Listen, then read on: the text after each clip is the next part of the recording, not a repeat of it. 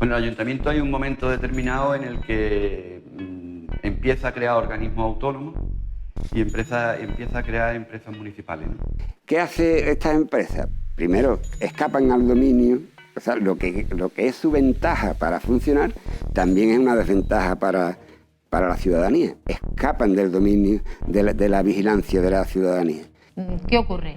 Que bueno, esa contratación de personal quizás no se hace como debería de hacerse. Creo que ahí hubo un coladero. Empezamos ya a tratar y a ver cómo se contrata personal sin contar o sin pasar por la Bolsa Municipal de Empleo. El crecimiento de la plantilla, tanto del ayuntamiento como de las empresas y entes que formaban el holding municipal, se hizo sin una planificación. Lo que hace Pacheco es que poco a poco va creando un ayuntamiento muy poco dependiente de otras administraciones y se va aislando. Esto es una isla rodeada de capullos, ¿no? Porque no recibe los apoyos de la Junta de Andalucía, del Gobierno central. Que Jerez era una isla rodeada de capullos y entonces lo que va germinando es una ciudad-estado en la que crea un cuerpo policial enorme que durante un tiempo era además bastante agresivo, os lo puedo decir. Hemos contado unas 14 entidades, entre entes y empresas, 14 entidades. Sirve también, o en lo negativo, para que cuando el ayuntamiento necesita dinero, es decir, papá ayuntamiento necesita dinero, pues endeuda a sus hijos, empresas municipales y organismos autónomos, para que papá tenga dinero para gastar. Y no digo pagar, digo gastar.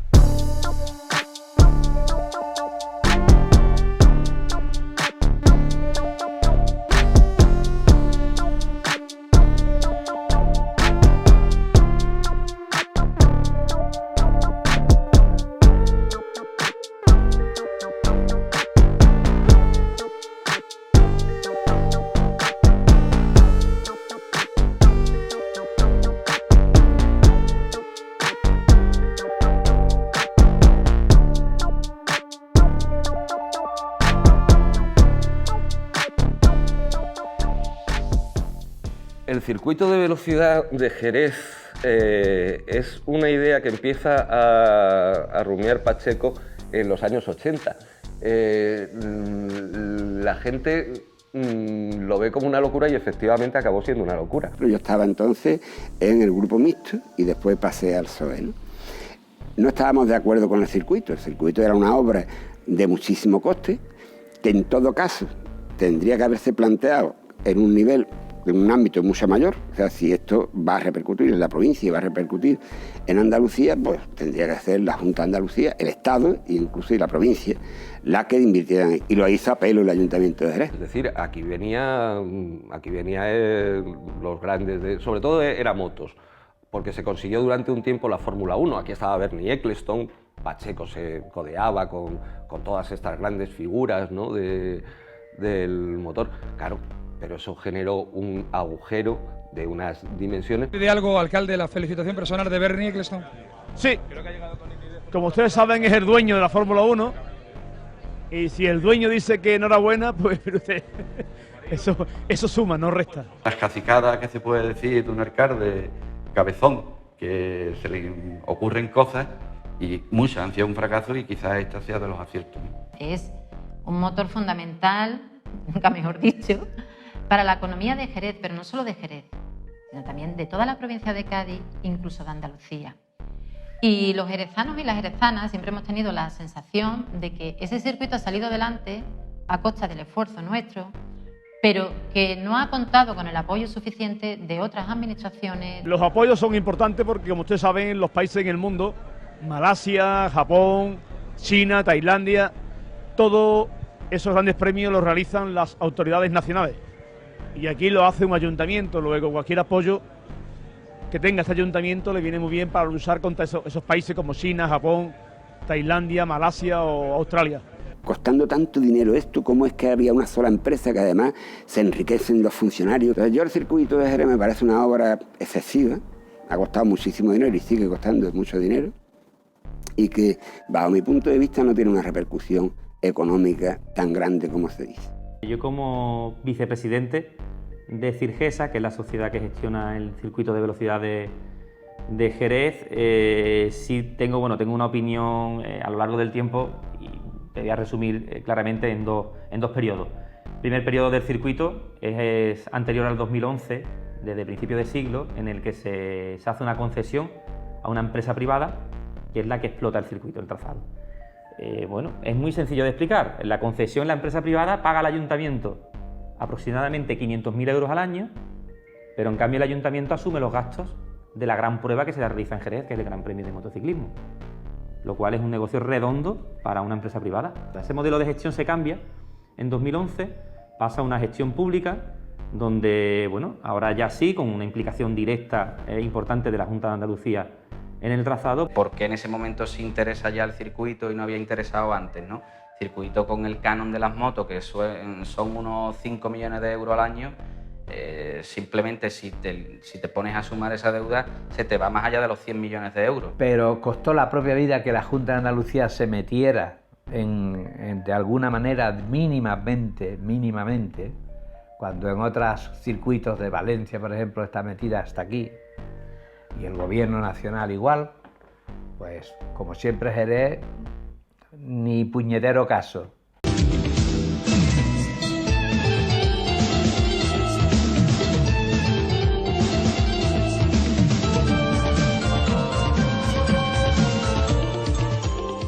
Otra de las cosas que generaron también cuando todo el tema de descentralizar la gestión municipal fue también la de convertir quizás un gabinete de prensa municipal en una emisora municipal. Entonces nosotros creíamos que nosotros deberíamos impulsar el que se crearan medios libres, y se crea Onda Jerez. Lo que pasa es que hay que ver la personalidad del que crea las cosas, ¿vale? Entonces no es lo mismo crear Onda Jerez desde un punto de vista de una televisión modesta, local y con un ámbito, localista, pequeñito, a crear un proyecto de televisión que el jefe de producción de Antena 3, cuando vino a verlo, dice: esta es el mejor estudio de televisión con el que me he visto, incluido algunos medios privados. Una pata más de todo esto, era necesario crear un organismo de propaganda. Se crea también, dotándolo de una plantilla como no la tenía ninguna televisión local, es una televisión local pionera en España en ese sentido, e incluso contrata profesionales caros. Onda Jerez ha llegado a tener fichajes estrellas de televisiones que venían de televisiones nacionales, cuando un ayuntamiento además ya empezaba a arrastrar síntomas de deuda importantes. Dicen aquello de que es de bien nacido ser agradecido, ¿no? Pues entonces yo soy agradecido porque sé que eso os quita parte de vuestro tiempo, que lo hacéis de forma altruista y eso tiene mucho mérito, ¿no? Pero también aquello, igual que en otras empresas, se empezó a meter gente, no profesionales mucho, hay que reconocerlo, y otros que se han limitado pues a la Semana Santa y al flamenco desde hace 20, 30 años. Se transformó en Tele Pacheco primero y después en la tele de las alcaldesas que vinieron después.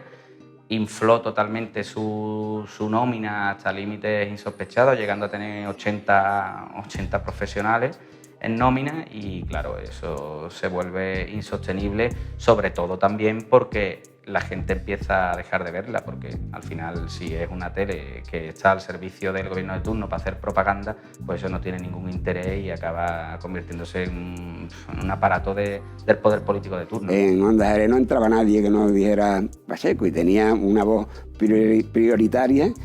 Las hermandades, por ejemplo, tenían una voz prioritaria, y tenía, por supuesto, una voz prioritaria el alcalde y su grupo de gobierno. De hecho, era curioso que se cortaban las intervenciones en los plenos de los que no eran suyos, o sea, se cortaban, es una cosa increíble, ¿no? Onda Jerez es un ente clave en el endiosamiento posterior de Pedro Pacheco. Es un hombre inteligente al que le gusta la superación en el trabajo y, por ende, también le exige estas cualidades al equipo de profesionales que le rodea. Para completar el palmarés político de Pedro Pacheco, hay que recordar que también pasó por el Parlamento Europeo por el Partido Andalucista desde 1989 hasta 1990.